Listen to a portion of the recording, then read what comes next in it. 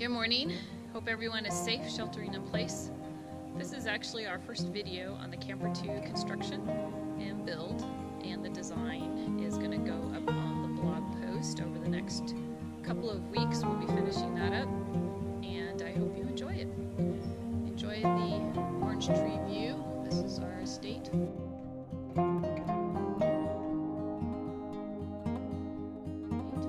That's what I humbly call it. It's not really that big.